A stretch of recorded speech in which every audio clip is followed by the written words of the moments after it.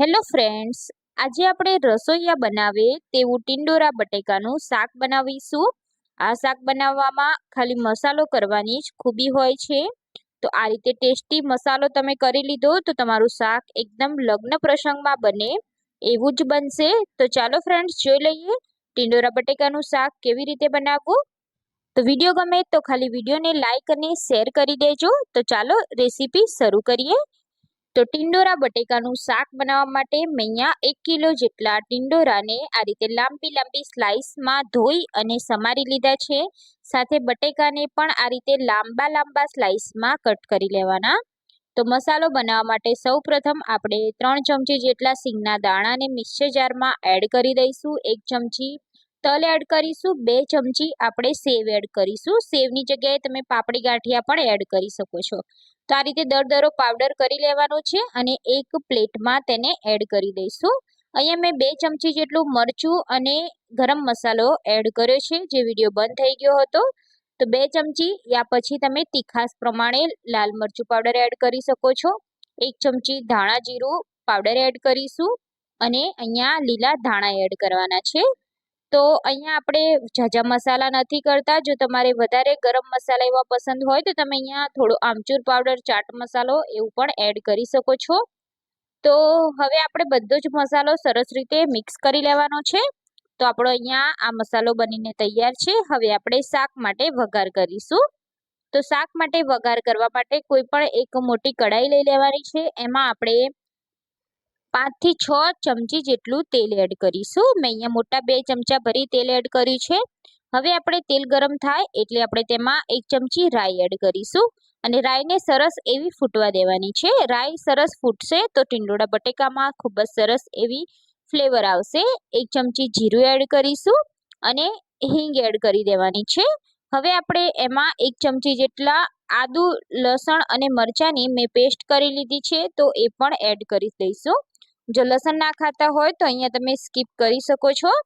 તો આ રીતે તમે વઘાર કરશો તો તમારું શાક એકદમ ટેસ્ટી બનશે.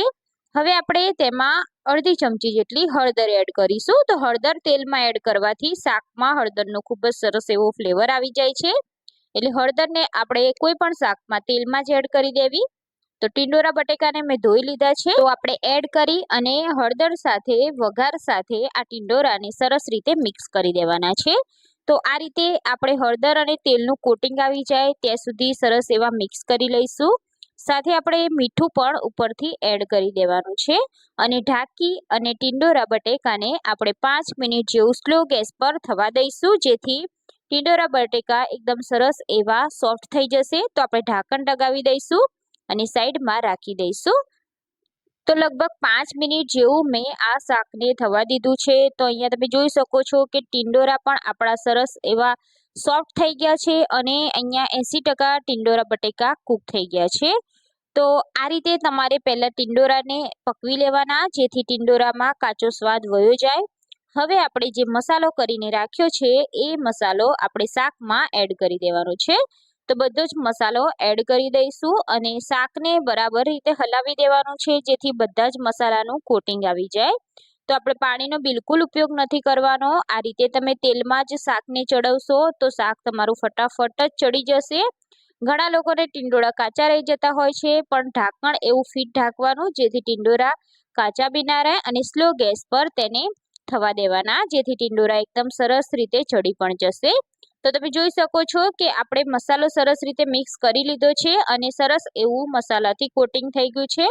તો ફરી આપણે ઢાંકણ ઢાંકી અને ફરીથી આ શાકને થવા દેવાનું છે. તો ફરીથી 5 મિનિટ જેવું આપણે શાકને ઢાંકણ લગાવી અને થવા દઈશું. સ્લો ગેસ પર થવા દઈશું, જેથી શાક આપણું બિલકુલ કાચું ના રહે. તો 5 મિનિટ જેવું મેં આ શાકને થવા દીધું હતું અને 5 મિનિટ પછી તમે જોઈ શકો છો કે આપણું શાક એકદમ સરસ રીતે ચડી પણ ગયું છે અને મસાલા સાથે આ શાક બનીને તૈયાર થઈ ગયું છે. નજીકથી પણ હું તમને બતાવી દઈશ કે શાક આપણું એટલું સરસ બન્યું છે કે જોતા જ ખાવાનું મન થઈ જાય. તો આ શાકને તમે રોટલી, પરાઠા, પૂરી કે પછી બાજરીના રોટલા સાથે સર્વ કરો. ખાવાની ખૂબ જ મજા આવશે. સ્પેશિયલી પૂરી સાથે આ શાકને સર્વ કરશો તો પણ ખાવાની મજા આવે છે. તો આ શાક લગ્ન પ્રસંગમાં જે મસાલા કરી અને બનાવીએ છીએ એ જ રીતે આજે આપણે બનાવ્યું છે. તો ફ્રેન્ડ્સ, કોઈને પણ ટિંડોરા બટેકાનું શાક નહીં ભાવતું હોય એ પણ ખાવા લાગશે જો તમે આ રીતે બનાવી લીધું તો. મહેમાનો આવે ત્યારે પણ તમે બનાવી શકો છો. તો ફ્રેન્ડ્સ, તમને આ રેસીપી કેવી લાગી એ મને કમેન્ટ કરી અને જણાવજો. રેસીપી સારી લાગી હોય તો તમારા ફ્રેન્ડ્સ સાથે શેર જરૂરથી કરી દેજો. અને ચેનલ પર નવા હોય તો ચેનલને સબસ્ક્રાઇબ કરવાનું ના ભૂલતા. તો ફરીથી આપણે આવી જ નવી રેસીપી સાથે મળતા રહીશું. ત્યાં સુધી બાય બાય. જય Shri Krishna. Thank you for watching.